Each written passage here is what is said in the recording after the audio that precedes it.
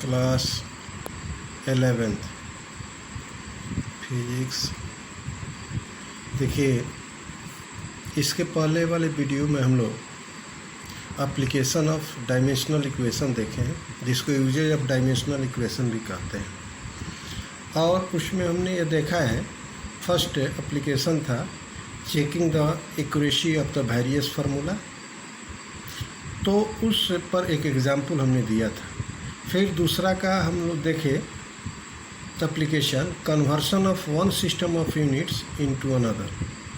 उसमें हमने एक जनरल फार्मूला बताया था कि किसी फिजिकल क्वांटिटी का को एक के यूनिट को एक सिस्टम से दूसरे सिस्टम में कैसे चेंज करेंगे, तो फार्मूला के आधार पर कैसे चेंज करेंगे वहीं अब बताएंगे।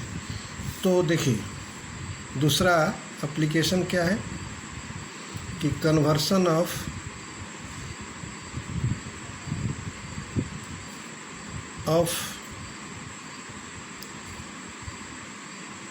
One system of units into another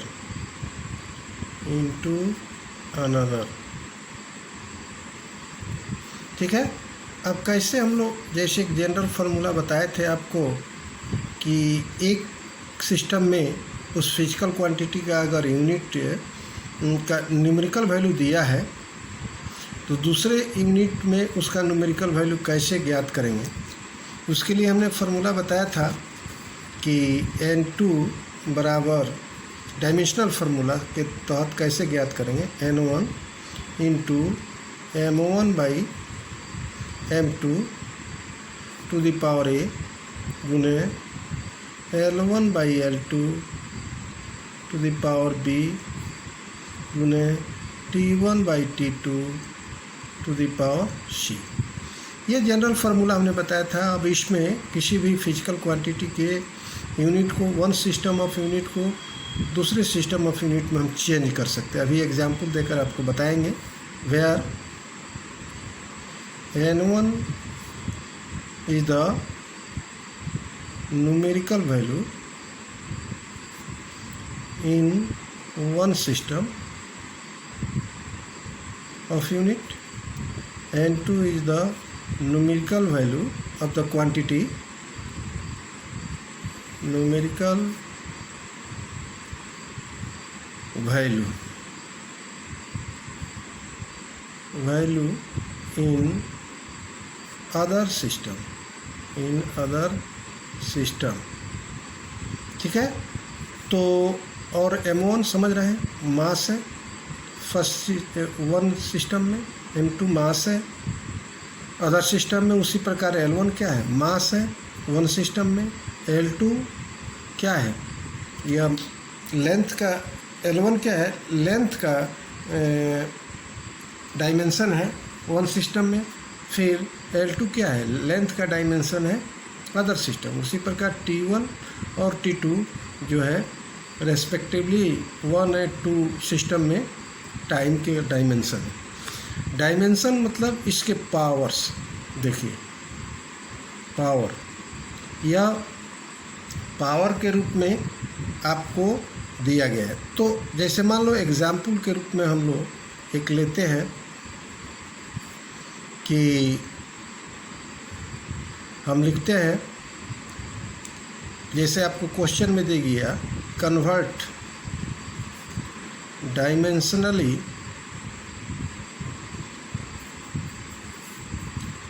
1 Newton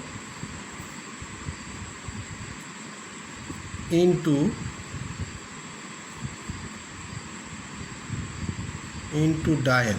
कैसे कन्वर्ट करेंगे डायमेंशनली 1 न्यूटन को, यही क्वेश्चन आ गया, डायन में कैसे चेंज करेंगे। तो देखो, न्यूटन और डायन ये यूनिट है किस क्वांटिटी का, पहले ये देखेंगे। तो आप जानते हो फोर्स का SI यूनिट न्यूटन होता है, CGS में डायन होता है। तो सबसे पहले हम लोग क्या करेंगे, फोर्स का डायमेंशन लिखेंगे। फोर्स का डायमेंशन कितना होता है, mL/T × 2। अब यहाँ देखो, mLT इनवर्स 2, m का पावर कितना है 1, l का पावर कितना है 1 और t का पावर इतना कितना है 2 -2 है। तो dimension of force in mass length and time हम लोग ऐसे लिखेंगे, dimension of force in mass length and time. अब ए के जगह पर क्या लिखेंगे 1 लिखेंगे, क्योंकि इसका पावर कितना है 1 है।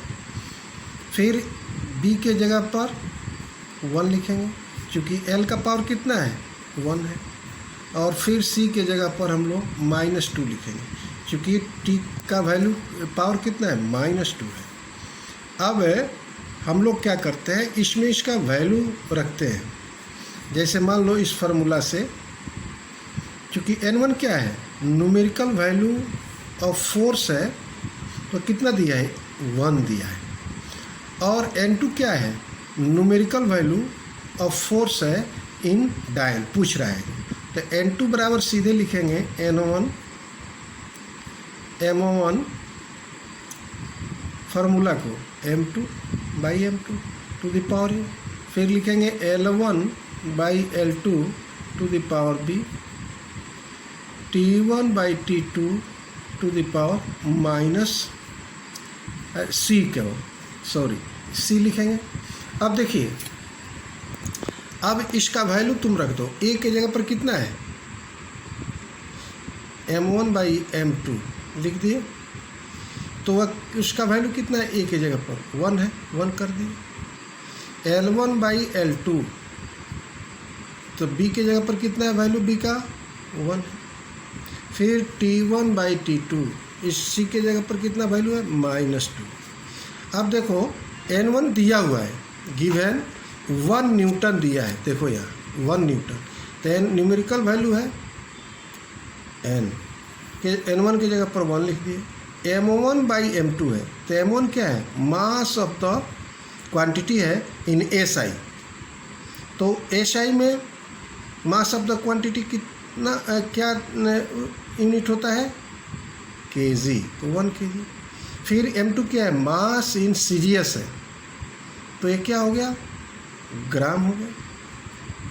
फिर L1 क्या है लेंथ इन SI है, तो हम क्या लिखेंगे लेंथ का SI में जो यूनिट होता है वह होता है मीटर, तो 1 मीटर। और L2 क्या है, यह L2 लेंथ है इन CGS, तो उसमें क्या होता है उसका यूनिट, तो सेंटीमीटर, 1 सेंटीमीटर। इसका पावर 1 है, तो 1 लिखने की अब ज़रूरत नहीं है। और फिर T1 क्या है टाइम है इन SI सेकेंड। फिर T2 क्या है टाइम है इन CGS, तो क्या लिखेंगे सेकेंड टू द पावर -2। अब देखिए यहाँ 1 से गुना करने से कोई फ़र्क नहीं पड़ेगा। और आप जानते हो 1000 ग्राम को 1 kg कहते हैं, इसको ग्राम में चेंज कर दिए। फिर यह 1 मीटर है, इसको सेंटीमीटर में चेंज कर दिए। यह कितना हो गया 100 सेंटीमीटर बाई 1 सेंटीमीटर, यहाँ 1 ग्राम। यह तो सेकंड है, कट जाएगा तो 1 हो जाएगा, और 1 का पावर -2 मतलब 1 ही होगा। ये कितना हो गया